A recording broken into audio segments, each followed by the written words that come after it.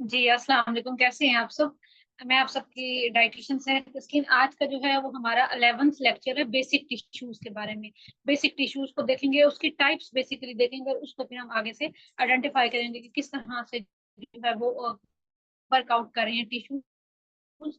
तो in simple terms, tissues can be defined as a group of cells with similar shape and function are termed as tissues।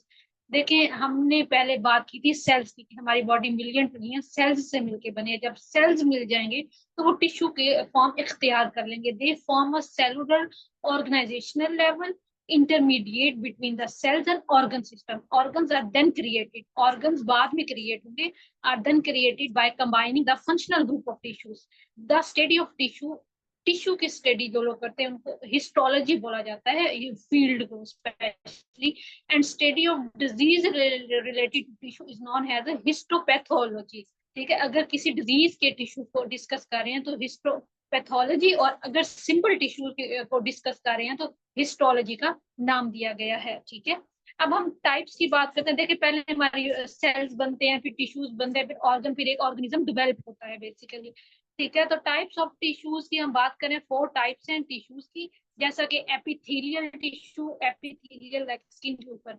Nervous tissue हमारे neurons के, nervous system के। Muscle tissues हैं हमारे, और connective tissues हैं। ठीक है, अब हम फर्दर डिस्कस करते हैं। Tissues are grouped into 4 types, जैसा connective tissue, muscle tissue, nerve tissue और epithelial tissue.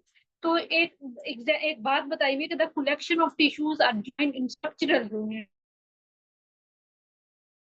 Collection of tissue structural units में ज्वाइंट होंगे टू सर्व और स्टैंडर्ड करने के लिए। The primary purposes of these 4 types of tissue differs depending on the type of organism. Organism के type पे depend कर रहा है। For example, the origin of the cells comprising a particular tissue type also differs. ठीक है, अब हम सबसे पहले डिस्कस करते हैं कनेक्टिव टिश्यू बेसिकली क्या है, इसमें कौन कौन सी चीजें फॉल आउट कर रही हैं कनेक्टिव टिश्यूज में। तो कनेक्टिव टिश्यूज में they are the group of tissues made up of cells separated by non living material. Non living material called as an extracellular matrix. This tissue, basically ये tissue function क्या perform करें, this tissue provide shape to the different organs, different organs को shape provide करें और उनकी position को maintain रखें basically. जैसा हमारे पास blood के tissues, bone, tendon, adipose tissues का नाम सुना होगा, ligament and areolar tissues in connective tissues की टाइप्स में आ रहे हैं। There are 3 types of connective tissues की, आगे बेसिकली 3 टाइप्स हैं। फ्लूइड कनेक्टिव टिश्यू होते हैं, फाइब्रस कनेक्टिव होते हैं, स्केलेटल कनेक्टिव टिश्यूज होते हैं बेसिकली। अब हम मजीद चलते हैं और बात करते हैं फंक्शंस ऑफ कनेक्टिव टिश्यूज की, कि बेसिकली कनेक्टिव टिश्यूज हमने देख लिए, बोन के हैं, टेंडन के हैं, ठीक है, मस्कुलर टिश्यूज है, और बेशुमार जो हमने एग्जांपल्स देखी हैं। अब हम उनके फंक्शंस की बात करें कि बेसिकली कनेक्टिव टिश्यू क्या फंक्शन परफॉर्म कर रही है हमारी बॉडी में। The connective tissue functions basically by providing shape and maintains the position of different organs in the body। हमारे और बॉडी की तमाम ऑर्गन्स को डिफरेंट पोजीशंस में मेंटेन करना, उनके शेप को मेंटेन करना कनेक्टिव टिश्यूज का। It functions as the primary supporting tissues of the body. Important function है, लाइक एक प्राइमरी मेजर बेसिक रोल है कनेक्टिव टिश्यूज का। other important are the major functions of connective tissues in the body are insulating, may helps in binding the organs together and provides support. It protects against the invasions of pathogens by their phagocytic activity, provides shape to the body, conserve body heat and also stores energy। हमारी energy के store में भी connective tissue का important role है। It is involve in the transportation of water, water की transportation में nutrients जैसे water soluble vitamin हैं, मिनरल्स हैं, मैक्रोन्यूट्रिएंट्स हैं, माइक्रोन्यूट्रिएंट्स, मिनरल्स हैं, हार्मोन्स हैं, गैसेस हैं, waste materials and other substances within the body. देखिए, बहुत इंपॉर्टेंट बेसिक रोल है कनेक्टिव टिश्यूज का हमारी बॉडी में। उसके बाद मसल टिश्यू की हम बात करते हैं बेसिकली कि मसल टिश्यू कौन कौन से हैं।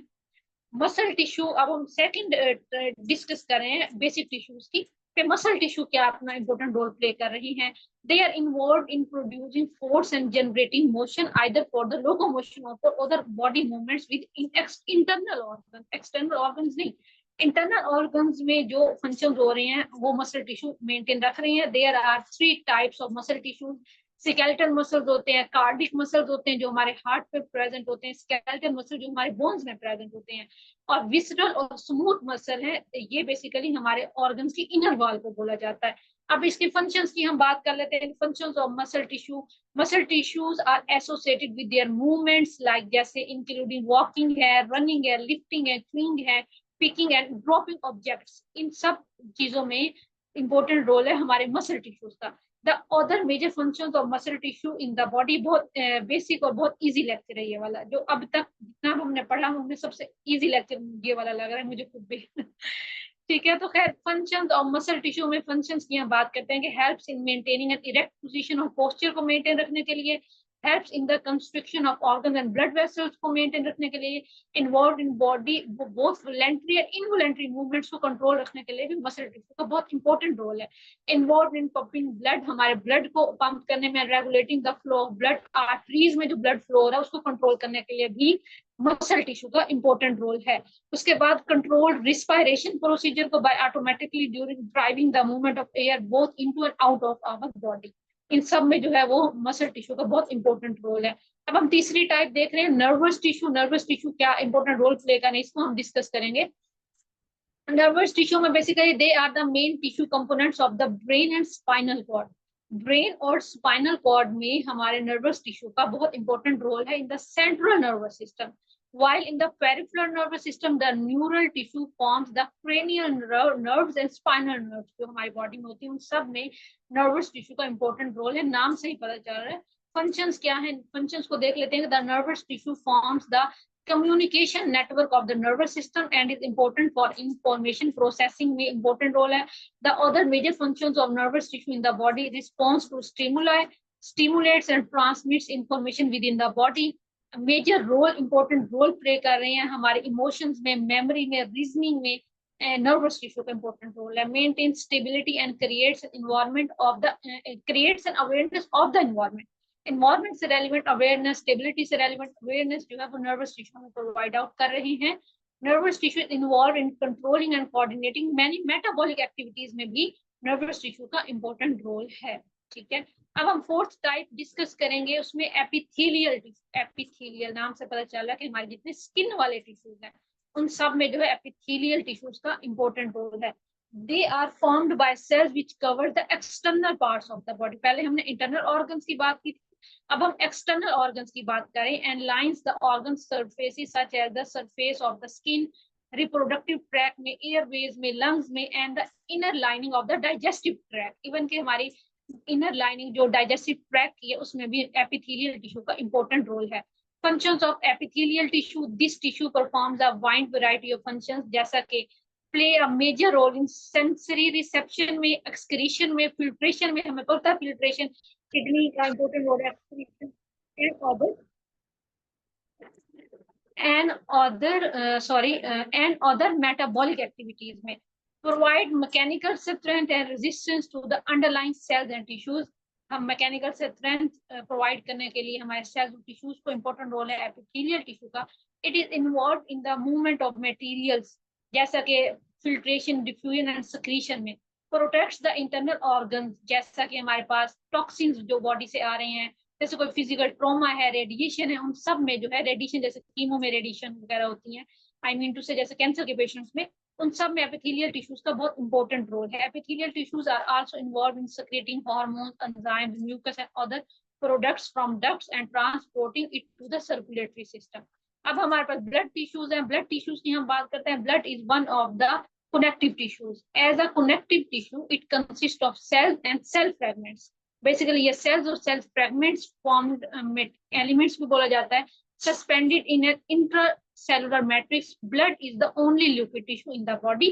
Blood एक वाहिद ऐसा liquid tissue है हमारी body में that measures about 5 liters in the adult human and accounts for 8% of the body weight के हिसाब से। Components of blood में रेड ब्लड सेल्स हैं, व्हाइट ब्लड सेल्स है, प्लाज्मा है, प्लेटलेट्स है, फंक्शंस न्यूट्रिएंट्स को ट्रांसपोर्ट करने में, हमारे बॉडी के टेम्परेचर को रेगुलेट करने में। ठीक है, और साथ ही साथ इन सब का इंपॉर्टेंट रोल है। हमारे पास हमने बेसिक टिश्यूज की हमने आज बात की 11th लेक्चर में, जिसमें हम लोगों ने ब्लड टिश्यूज की बात की है, हम लोगों ने बात की है, एपिथेलियल टिश्यूज की हमने बात की है, उसके साथ साथ हम लोगों ने बात की नर्वस टिश्यू की हमने बात की है, और साथ ही साथ हम लोगों ने मसल टिश्यू की बात की है, और हम कनेक्टिव टिश्यूज की बात की है बेसिकली हम लोगों ने।